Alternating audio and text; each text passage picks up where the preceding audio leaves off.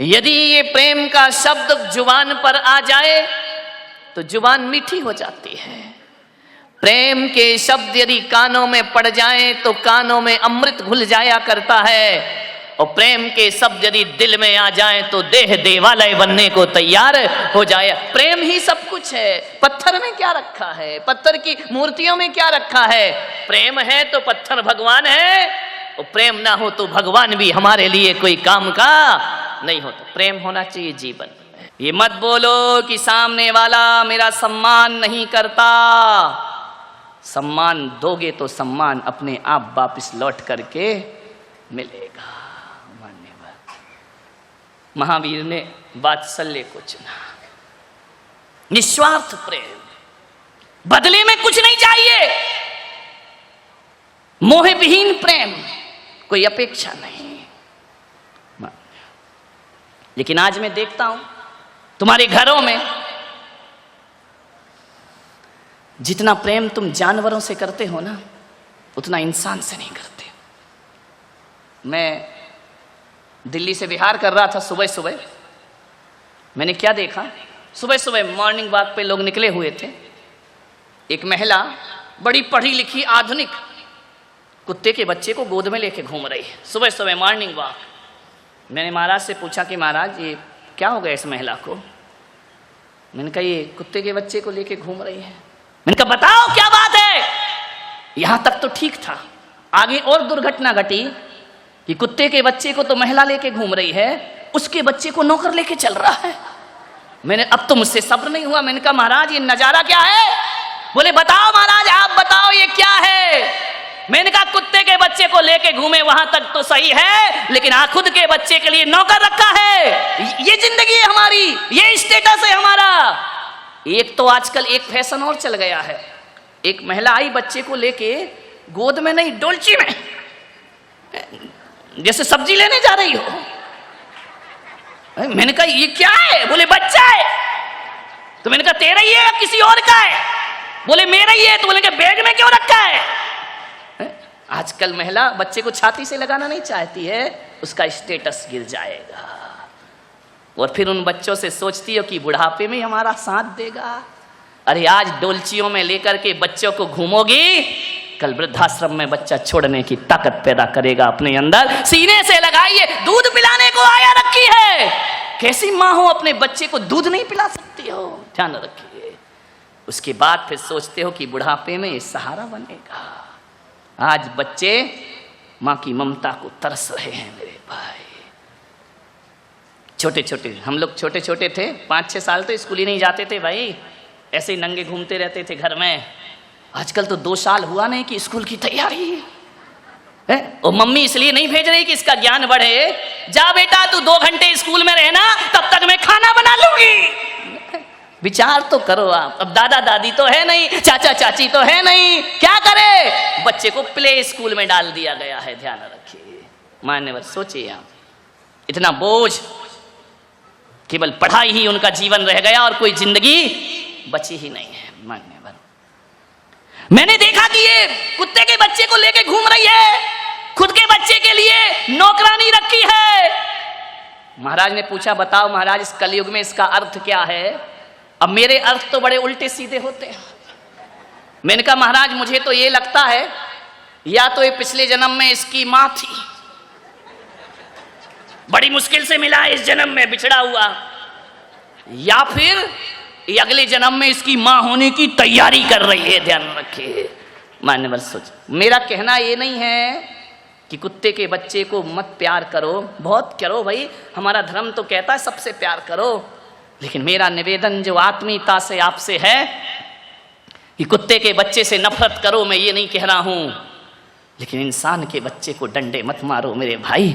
उसको भी सीने से लगाने का प्रयास करिए, उसे भी प्रेम देने का प्रयास करिए। कुत्ते के लिए महंगे महंगे बिस्किट हैं आपके यहाँ, महंगी महंगी साबुन से कुत्ता का बच्चा नहा रहा है, डाइनिंग टेबल पर बैठकर खाना खा रहा है, और 50 लाख की मस्ती में जीव निकाल के खिड़की से देख रहा है। ध्यान रखना, आदमी के बच्चे के लिए पानी नहीं है तुम्हारे यहाँ। आदमी का बच्चा रो रहा है, देवरानी का बच्चा रो रहा है, एक गिलास दूध नहीं है आपके यहाँ। कुत्ते के लिए सब कुछ है। मान्यवर विचार करना है आपको, निवेदन है मेरा, ऐसा स्टैंडर्ड मत बनाओ अपना कि इंसानियत की हत्या अपने हाथों से हो जाए। मान्यवर प्रेम करो। आज अदालतों में भाई भाई के केस पड़े हुए हैं, आज अदालतों में परिवार के केस पड़े हुए हैं। एक भाई दूसरे भाई से नहीं बोलता, दूसरा भाई बड़े भाई से नहीं बोलता है। क्या मामला है ये भाई? कैसे इंसान है हम? एक दूसरे को अदालत में घसीट रहे हैं चंद मिट्टी के ठीकरों के लिए। मान्यवर मेरा आपसे निवेदन है, छोटी सी जिंदगी है, तकरार किस लिए? छोटी सी जिंदगी है, तकरार किस लिए? रहते हो दिलों में फिर दीवार किस लिए खड़ी? छोटी छोटी दीवारें खड़ी कर लेते हैं। मेरा चतुर्मास था एक जगह आगरा में, बहुत 2000 में। मैंने वहां क्या देखा? संवत्सरी का पर्व आया, सभी गले मिल रहे हैं क्षमावाणी पर, एक दूसरे से मिच्छामि दुक्कडम बोल रहे हैं। हजारों लोग उस सभा में मौजूद थे। मैंने कहा कि जिसकी जिससे अनबोला हो, जिससे जिसकी बोलचाल ना हो, आज गले मिलो और क्षमा मांगो, मिच्छामि दुक्कडम बोलो। बाहरी तुम्हारी क्षमावाणी, आदमी गले भी मिलता है तो पहचान पहचान के मिलता है। जिससे लड़ाई है उसकी तरफ तो देखता भी नहीं है, कट के निकल जाता है। जिससे बोलचाल हो गई है, अनबोले हैं, उसकी तरफ तो हमारी दृष्टि भी नहीं जाती है। क्षमा किससे मांगेंगे? जो बिल्कुल हार्टली फ्रेंड 24 घंटे मिल रहे हैं, बैठे उत्तम क्षमा मिच्छामि दुक्कडम में। क्या नौटंकी मचा रखी है भाई। क्षमावाणी का अर्थ है जिससे बरसों से नहीं बोलते, जाओ उसके गले मिलो और अपने अपराधों की क्षमा मांगिए। वो क्षमावाणी हुआ। अभी यहां भी होगी पूना में, देखता हूं क्या होता है। मान्यवर सब गले मिल गए, 2 लोग आपस में गले नहीं मिले।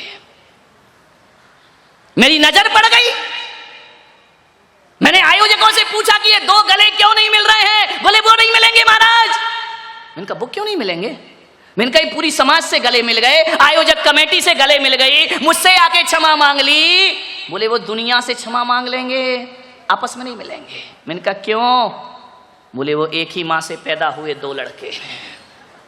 मेरा माथा ठनका। मैंने कहा ये क्या भाल है? अरे 10 दिन पर्युषण पर्व किए हैं, 10 दिन के उपवास किए हैं, सारी समाज को जीवनवारी करा दी, उसको नहीं बुलाया। दोनों मेरे भक्त। बड़ा भाई मेरे पास आया, मैंने कहा इधर आओ, कल क्षमावाणी का प्रोग्राम था, तुमने सबसे क्षमा मांगी, एक व्यक्ति से क्षमा नहीं मांगी। वो समझ गया।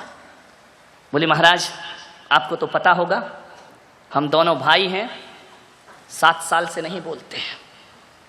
हमारे घरों में शादी में आना जाना भी बंद है, हम लोग जय जिनेंद्र भी नहीं करते हैं। और कोशिश ये रहती है कि जहां छोटा भाई का मकान है वहां से मुझे गुजरना भी ना पड़े। मैंने कहा जैन होके इतनी दुश्मनी रखते हो? बोले महाराज अब है तो है, हम कुछ नहीं कर सकते। मैंने कहा मेरा एक कहना मानोगे? बोले महाराज सब कुछ मानेंगे, ये मत बोलना कि मैं उससे क्षमा मांगू जाके। कहना सब मानूंगा। मैंने कहा तू मेरा भक्त है? बोले पूरा कट्टर भक्त हूं, लेकिन ये मत कहना कि मैं उससे जाके क्षमा मांगू। 7 साल हो गए महाराज। बाहरे नादानो, इस लड़ाई को अपना गर्व समझते हो, गौरव समझते हो। मैंने कहा मैं तुझसे क्षमा मांगने का बिल्कुल नहीं कहूंगा। बोले फिर तो तुम जो कहोगे वो मैं करूंगा, क्षमा नहीं मांगूंगा। मैंने कहा गजब। मैंने कहा एक काम कर, अभी पर्युषण पर्व समाप्त हुए हैं, तू उसके घर जाना। बोले महाराज देखो फिर वही बात, घर जाना ये मत कराइए प्लीज, जो कुछ कहना वो कर दीजिए। मैंने कहा नहीं, तू क्षमा मत मांगना, उसके घर जाना, जाकर के इतना बोलना कि मेरे भाई पूरी समाज का जीवन हो गया, तू भी मेरे घर भोजन करने को आ। बोले महाराज थोड़ी बहुत मेरी इज्जत बची है, वो तुम मिट्टी में मिलवा दोगे। मैंने कहा क्यों? बोले मैं जाऊंगा तो आने वाला नहीं, वो नहीं आएगा। मैंने कहा आएगा। बोले नहीं आएगा महाराज, मैं कहता हूं 7 साल से, आप तो अभी 2 महीने आए हुए हैं, मैं 7 साल से जानता हूं वो नहीं आने। मैंने कहा देख तू मेरे कहने से चला जा, जब तुझे भेजना मेरा काम है तो उसे घर भेजना भी मेरा काम होगा। मैंने कहा एक बात बता भाई, 7 साल से तुम दोनों भाई नहीं बोलते, कभी मन हुआ कि बोल लें? आंख भर आई उसकी। मन तो बहुत होता है महाराज, लेकिन बात यहां अटक जाती है कि मैं क्यों बोलूं, गलती तो उसकी है। दुश्मनी का सफर ज्यादा लंबा नहीं होता। कई बार मन होता है कि जाके अपने भाई से मिल लूं, परोपकार करता हूं, लाखों का दान करता हूं, लेकिन बात अटक जाती है कि गलती उसकी है, गलती मेरी। और वो छोटा भी यही सोचता है कि बोलने का मन तो मेरा भी है, लेकिन मैं कैसे बोलूं। मैंने कहा एक काम कर, तू चला जा, माफी मत मांगना, सॉरी मत बोलना, बिल्कुल मत बोलना, तुझे कसम है। हाँ बोले तब तो ठीक है, लेकिन महाराज यदि वो नहीं आया ना तो इसके जिम्मेदार आप होगे। मैंने कहा मैं केस हाथ में लेता हूं। अब ले लिया तो ले लिया, अब क्या करें, अब सुधारना है। साधु तो उल्टी खोपड़ी का होता है, ठान ले कि सुधारना है तो फिर सुधार नहीं है। मैंने कहा जा उसके घर में। वो गया, बड़े दबे दबे से, भारी भारी पांव से, एक एक पांव ऐसे उठा रहा है जैसे 10-10 किलो के पत्थर बांध दिए गए हों। छोटा भाई लॉन में बैठ के अखबार पढ़ रहा, बड़ा भाई कोठी में गया। पैसे वाले लोग लॉन में बैठकर अखबार पढ़ रहा है। जैसे ही बड़ा भाई पहुंचा, उसने अखबार में से देखा, फिर यूं पढ़ने लगा। बड़ा भाई गया, बाजू में खड़ा हो गया। उसने कहा यार अब तो छाती पे ही खड़ा हो गया आके। उसने अखबार हटाया, निगाह बड़े भाई पर गई, शब्द मौन है, ना बड़ा कुछ बोल पा रहा, ना छोटा कुछ बोल पा रहा। 2 मिनट का सन्नाटा कि 7 साल जिनने एक दूसरे की गली काट करके जिए हैं, आज ये यहां कैसे आ गया। और वो बड़ा वाला सोच रहा मैं इससे क्या बोलूं। दोनों खड़े हैं असमंजस में। छोटा कुर्सी से उठा, बड़े ने कहा देख महाराज ने भेजा है, रस्सी जल जाएगी, अकड़ नहीं जाएगी, ध्यान रख। मैं नहीं आया हूं, महाराज ने भेजा है। छोटे ने कहा क्यों भेजा है। बोले बताऊं, ये महाराज का आदेश है। बोले क्या आदेश है। कल तेरे पूरे परिवार का भोजन मेरे घर में होगा। इतना सुना छोटा भाई कुर्सी से उठा और भाई के चरणों में गिर गया। बोले मैं जरूर आऊंगा भैया तेरे घर भोजन करने, तुमने मुझे बुलाया है। गिर गया, भाई ने उठाया, गले से लगाया। 7 साल की दुश्मनी, दोनों गले से लगकर इतने रोए, इतने रोए, इतने रोए, छल छला गई आंखें कि लड़ते तो हम बचपन में भी थे, ये कैसी लड़ाई है। 7 साल से हमारी बोलचाल बंद है। गले लग गए दोनों, इतने रोए कि एक दूसरे के कंधे आंसुओं से गीले हो गए। बोल छोटे तू आएगा या नहीं आएगा। बड़े भैया 7 साल पहले आ जाते तो ये 7 साल की दुश्मनी नहीं होती। मैं तुम्हारे घर जरूर आऊंगा, पूरे परिवार को लेकर आऊंगा। छोटे मुझे माफ कर दे मेरे भाई। छोटे ने कहा भैया माफी मांग कर मुझे शर्मिंदा मत करो। चरणों में गिर गया, लिपट करके रोते रहे, जी भर के रो लिए, आंसुओं में सारी दुश्मनी बह गई। कल आओगे ना भैया। जरूर आऊंगा। महानिवर कहते हैं दूसरे दिन वो परिवार उनके यहाँ भोजन करने के लिए गया। छोटे ने कहा भैया 7 साल बाद एक थाली में बैठ करके हम खा रहे हैं। तरस गई थी आंखें, तरस रहा था दिल, मन तो मेरा कई बार करता था कि बोल लूं, लेकिन बस छोटी सी बात में 7 साल की दुश्मनी। बड़े ने कहा छोटे तू सब भूल जा, दिमाग से निकाल दे ये सब बातें। महाराज ने हमारे भीतर सोया हुआ प्रेम फिर से जागृत कर दिया है। अब हम हकीकत में इंसान हो गए हैं। छोटे ने कहा भैया भाभी क्या कल आप मेरे घर भोजन को आओगे। उसने कहा जरूर आऊंगी देवर जी, हम तो वर्षों से इंतजार कर रहे थे। मान्यवर 7 साल की दुश्मनी पल भर में खत्म हो गई। थोड़ा प्रयास तो करो मेरे भाई, प्यार से हाथ मिलाने का प्रयास तो करो। ये दुनिया बहुत अच्छी है, खराब नहीं है। ये रिलेशन बहुत अच्छे हैं, एक कदम तो बढ़ाओ। ये सोच के हम रुक जाते हैं कि हम क्यों बढ़ाएं, वो क्यों नहीं बढ़ाता है। मान्यवर दोस्ती हो गई। मैंने दोनों को बुला के पूछा कैसा लगा। बोले महाराज 7 साल तो क्या, हम लोगों की उम्र 30 साल 35 साल हो रही है। आज हमको लगा अपने जीवन में कि जैसी क्षमावाणी 35 साल में नहीं आई, वैसी क्षमावाणी इस चातुर्मास में हमारे जीवन में आई है। आज हमारा जीवन धन्य हो गया। हमारा जीवन, इतना खुशी, इतना आनंद। भग महाराज, पैसा था, रुपया था, इज्जत था, सब कुछ था, प्रेम को तरस रहे थे दो भाई। मान्यवर, दिल को थोड़ा बड़ा करो, बहुत बड़ा दिल कर लो। दायरे दिल मत बनाओ कि हम दो हमारे दो। दिल दायरे दिल नहीं, दरिया दिल होना चाहिए। या हम भी समा जाएं और सारा जगत समा जाना चाहिए। मान्यवर, किस काम की पूजा पाठ, किस काम की भगवान की अर्चना, किस काम का वह अभिषेक, किस काम का विधान, यदि भाई भाई से नहीं बोलता है, मान्यवर, व्यर्थ होती है जिंदगी। आपसे निवेदन है, आपके घर में 4 लोग हों, जहां 4 लोग रहेंगे वहां खटपट तो होगी। मैं कितना भी गला फाड़ूं, तुम्हें तो वही कहना, खटपट तो होगी। अरे ये बोलो, आज प्रवचन सुन लिया, आज के बाद हमारे घर में कोई खटपट नहीं होगी, हमारे बर्तन आपस में टकराएंगे नहीं। ध्यान रखिए, हो जाते हैं, घर में रहते हो, समाज में रहते हो, परिवार में रहते हो, कहा सुनी हो जाती है भाई। ये जितने भी झगड़े हैं, ये बोलने के झगड़े हैं बस, और किसी चीज के झगड़े नहीं हैं। ध्यान रखना, बोलने की तो दूरियां हैं। एक बात याद रखना, घर में भाई भाई यदि आपस में नहीं बोलते ना, तो मेरा एक सूत्र अपनाना, सप्ताह में एक बार, सप्ताह में एक बार ना सही, 15 दिन में एक बार, 15 दिन में एक बार ना सही, महीने में एक बार सभी सामूहिक भोजन किया करो। ध्यान रखिए, डाइनिंग टेबल पर एक साथ बैठो, सामूहिक भोजन कर लिया करो। मान्यवर, मैं आपसे निवेदन करता हूं, ये भोजन ही है जो लोगों को दिलों से दिलों को जोड़ता है।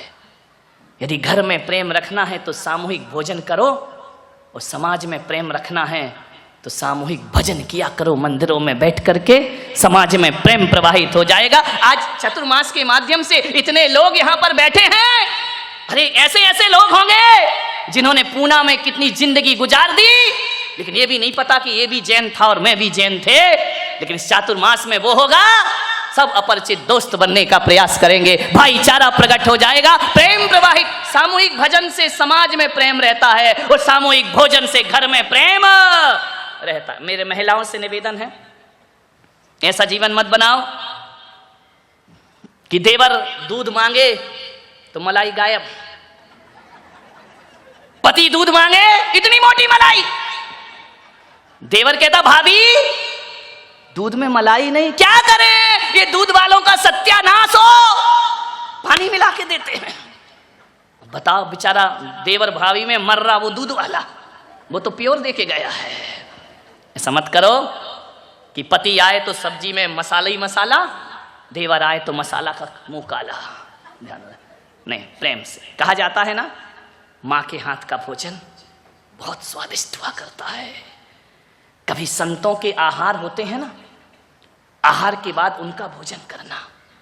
मान्यवर, बड़ी बड़ी दावतों का भोजन का वो स्वाद नहीं होता जो संत के आहार के बाद का उबले हुए भोजन में वो स्वाद हुआ करता है।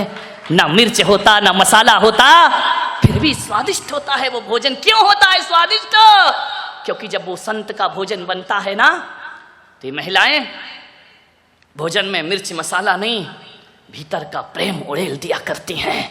और एक बात याद रखना, स्वाद मिर्च मसालों में नहीं होता, स्वाद भीतर के प्रेम में हुआ करता है। महिलाओं से निवेदन है, आज घर जाना, आपके रसोई घर में देखना, ये पारिवारिक प्रवचन है आज मेरा, घरों में जाके रसोई घर में देखना, बहुत से डिब्बे रखे होंगे, उसमें स्लिप लगी होगी, नमक, जीरा, धनिया, मिर्ची लगी होगी ना, लगी रहती है। एक डिब्बा और ले जाना आज ज्ञान गंगा के बाद अपने घर में, खाली रखना, कुछ मत भरना उसमें, गरम मसाला, मिर्च, नमक कुछ नहीं भरना, उसमें एक लिस्ट चिपका देना, उसमें लिखा हो प्रेम। ध्यान रखना, नारायण कृष्ण हस्तिनापुर पहुंचे, पीतांबर वस्त्र धारण किए, मोर मुकुट लगाए, मुरली हाथ में लिए, सुदर्शन चक्र रथ पे सवार नारायण हस्तिनापुर पहुंच रहे हैं। हस्तिनापुर की गलियों में, हस्तिनापुर की बीथियों में बहुत स्वागत हुआ नारायण कृष्ण का। पुष्प वृष्टि हो रही है, गुलाब जल से रास्तों को शुद्ध किया गया है। नारायण पधार रहे हैं। रथ में बैठे नारायण चले, क्या देखते, हजारों लोग हाथ जोड़ के खड़े हैं। नारायण हस्तिनापुर में आपका स्वागत है। नारायण कृष्ण दुर्योधन के पास जा रहे थे संधि का प्रस्ताव लेकर कि भाई भाई आपस में मत लड़ो, दौलत के लिए झगड़ा क्यों करते हो। संधि का प्रस्ताव लेके नारायण कृष्ण हस्तिनापुर चले। जैसे ही चलते गए एक झोपड़ी का दरवाजा खुला, उसमें से एक गरीबनी ने झांक करके देखा, मधुसूदन जा रहे हैं, नारायण जा रहे हैं, कृष्ण जा रहे हैं, गोविंद जा रहे हैं। उसके मन में आया, कृष्ण की नजर पड़ी उस पर, मुस्कुरा दिए। उस बुढ़िया ने देखा कृष्ण मुस्कुरा दिए मुझे देख करके। उसके मन में आया कि कभी ये पाहुना बनकर मेरे घर आएंगे। अरे ये क्या आएंगे, ये द्वारकाधीश, ये हस्तिनापुर के महलों में ही जाएंगे। कृष्ण मुस्कुराए, रथ आगे बढ़ गया। जाकर के दुर्योधन के दरबार में नारायण कृष्ण ने कहा, नारायण दुर्योधन ने कहा, हे मधुकांत, हे मधुसूदन, आपका स्वागत है। कृष्ण ने कहा, स्वागत तो ठीक है दुर्योधन, इस स्वागत मुझे आनंद नहीं दे रहा है। तुम भाई आपस में क्यों लड़ रहे हो? ऐसा करो, पांडवों को एक छोटा सा गांव दे दो, पूरा हस्तिनापुर तुम ले लो, वो पांडव छोटे से गांव में अपनी जिंदगी गुजार देंगे। कृष्ण दुर्योधन ने कहा कि नारायण एक बात ध्यान रखना, मैं हर चीज मान लूंगा, लेकिन पांडवों को एक गांव, मैं तो सुई की नोक के बराबर भी जमीन देने को तैयार नहीं हूं। नारायण ने कहा, समझ जाओ दुर्योधन, संभल जाओ। दुर्योधन ने कहा, कुछ भी हो जाए नारायण, पांडवों को एक सुई की नोक भी बराबर जगह नहीं मिलेगी। तो कृष्ण ने कहा, फिर दुर्योधन अब हमारी मुलाकात कुरुक्षेत्र में होगी। मैं संधि का प्रस्ताव लाया हूं, तुमने ठुकराया है, सर्वनाश निश्चित है तुम्हारा। लेकिन मैं नारायण कृष्ण सर्वनाश के पहले तुम्हें आगाह करता हूं। दुर्योधन दुर्बुद्धि को कुछ समझ नहीं आया। उपदेश दुर्बुद्धियों को कैसे समझ में आएंगे? जिसके सद्बुद्धि हो वो उपदेश ग्रहण करता है। दुर्बुद्धि। दुर्योधन ने कहा कि नारायण अब ऐसा करो, ये तो राजनीति की बातें हो गई, चलो महल में भोजन करते हैं। क्या परंपराएं हमारे देश की थी कि राजनीति की बातें अलग हैं। हमारे घर में कोई आ जाता था, दुश्मन भी आ जाए तो भोजन को पूछा जाता था। नारायण महलों में भोजन करो, मोहन भोग बना है, 56 भोग बने हैं। कृष्ण ने कहा, नहीं दुर्योधन, आज मेरा निमंत्रण कहीं और है। दुर्योधन ने कहा कि मैंने आपकी बात नहीं मानी इसलिए भोजन नहीं करोगे। कृष्ण ने कहा, ऐसी बात नहीं है, राजनीति अलग जगह है और व्यवहार अलग जगह हुआ करता है। आज मेरा भोजन कहीं और है। दुर्योधन फिर कभी मिलेंगे, फिर भोजन करेंगे।